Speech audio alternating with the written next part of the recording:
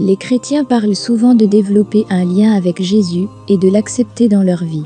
Ils affirment que Jésus était bien plus qu'un homme et qu'il est mort sur la croix pour délivrer les hommes du péché originel. Les chrétiens parlent de Jésus avec amour et respect et il est évident qu'il occupe une place très spéciale dans leur vie et leur cœur. Mais qu'en est-il des musulmans? Que pensent-ils de Jésus et quelle place ce dernier occupe-t-il au sein de l'islam? Celui qui n'est pas familier avec l'islam sera sans doute surpris d'apprendre que les musulmans aussi aiment Jésus. Habituellement, le musulman n'omet jamais de faire suivre la mention du nom de Jésus de la formule que la paix soit sur lui. En islam, Jésus est un homme aimé et estimé, un prophète et messager, qui a appelé son peuple à l'adoration du seul Dieu véritable. Les musulmans et les chrétiens partagent des croyances très similaires sur Jésus. Ils croient tous qu'il est né de la Vierge Marie et qu'il était le Messie envoyé au peuple d'Israël. Ils croient également que Jésus reviendra sur terre peu avant le jour dernier.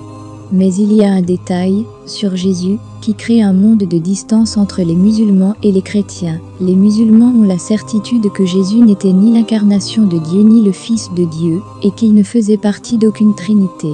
Dans le Coran, Dieu s'adresse directement aux chrétiens, aux gens du livre. N'exagérez pas dans votre religion et ne dites sur Dieu que la vérité.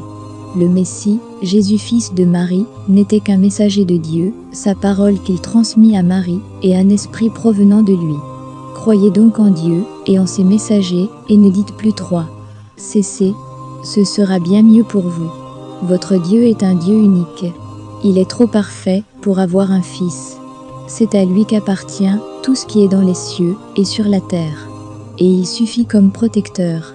Tout comme l'islam nie catégoriquement que Jésus fut l'incarnation de Dieu, il rejette également la notion selon laquelle les hommes naîtraient en portant en eux un quelconque péché originel. Le Coran nous dit qu'il est impossible pour une personne de porter le fardeau des péchés d'une autre personne et que nous sommes tous responsables de nos propres actions devant Dieu. Nulle âme ne portera le fardeau d'une autre, en plus du sien. Dieu, cependant, dans son infinie miséricorde et sagesse, n'a pas abandonné les hommes à eux-mêmes. Il a fait descendre des messages et des lois qui leur expliquent comment l'adorer et vivre selon ses commandements. Les musulmans doivent croire en tous les prophètes et les aimer. En rejeter un revient à rejeter l'islam. Jésus faisait partie de la longue lignée de prophètes et messagers qui ont, à travers les âges, appelé les gens à n'adorer qu'un seul Dieu. Il a été envoyé au peuple d'Israël spécifiquement, car ce dernier s'était, à l'époque, éloigné du sentier de Dieu. Jésus a dit « Et, je viens, vous confirmer ce qu'il y avait avant moi, dans la Torah, et je vous rends, licite une partie de ce qui vous était interdit. Je viens à vous, avec un signe de la part de votre Seigneur, alors craignez Dieu et obéissez-moi. Certes, Dieu est mon Seigneur et votre Seigneur, alors adorez-le. Voilà le droit chemin. » Les musulmans aiment et admirent Jésus. Mais la perception qu'ils en ont demeure fidèle à celle du Coran et à celle qui transparaît dans les paroles du prophète Mohammed. 3 sourates du Coran parlent de la vie de Jésus, de sa mère, Marie, et de leur famille, et chacune révèle des détails que l'on ne retrouve pas dans la Bible. Le prophète Mohammed a souvent parlé de Jésus, et l'a même décrit comme son frère. De tous, je suis le plus proche du fils de Marie. Tous les prophètes sont des frères paternels, et il n'y a eu aucun autre prophète entre lui Jésus et moi. Suivons donc l'histoire de Jésus telle qu'elle apparaît à travers les différentes sources islamiques, nous comprendrons alors comment et pourquoi il occupe, en islam, une place aussi importante.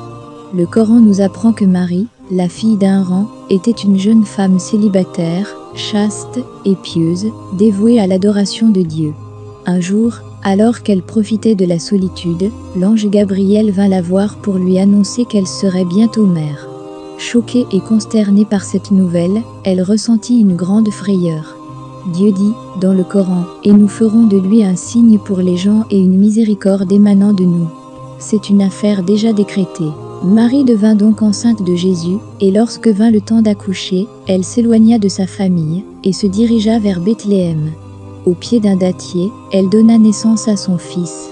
Après s'être reposée et remise de la douleur et de la peur qu'elle avait ressentie en donnant naissance toute seule, elle comprit qu'elle devait retourner chez les siens. C'est avec crainte et angoisse qu'elle emmitoufla l'enfant pour le bercer dans ses bras. Comment pourrait-elle expliquer cette naissance à sa famille? C'est alors qu'elle entendit les paroles de Dieu, suite à quoi elle décida de retourner à Jérusalem. Si tu vois quelqu'un d'entre les humains, dis-lui, j'ai fait vœu de jeûne à mon Seigneur, je ne peux donc parler à aucun être humain aujourd'hui. Puis elle revint auprès des siens, portant son bébé. Dieu savait que si Marie essayait de fournir des explications, son peuple ne la croirait pas. Alors, dans son infinie sagesse, il lui dit de ne pas parler. Dès qu'ils aperçurent Marie avec un bébé, les siens se mirent à l'accuser. Mais elle suivit les instructions de Dieu et s'abstint de répondre. Cette femme timide et chaste pointa tout simplement son doigt en direction du nourrisson qu'elle tenait dans ses bras. Les gens qui l'entouraient la regardèrent avec incrédulité et lui demandèrent comment ils étaient censés parler à un nouveau-né. C'est alors que par la permission de Dieu, Jésus, le fils de Marie nouvellement né, accomplit son premier miracle. Il parla et dit « Je suis vraiment le serviteur de Dieu. Il m'a donné le livre et m'a fait prophète. Il a fait de moi une source de bénédiction où que je sois, et il m'a enjoint la prière et la zakat tant que je vivrai. Il m'a rendu dévoué envers ma mère, et il ne m'a fait ni insolent ni misérable. Que la paix soit sur moi le jour où je naquis, le jour où je mourrai, et le jour où je serai ressuscité. » Les musulmans croient que Jésus était un serviteur et messager de Dieu envoyé spécifiquement au peuple d'Israël de son époque. Il a accompli de nombreux miracles par la permission de Dieu.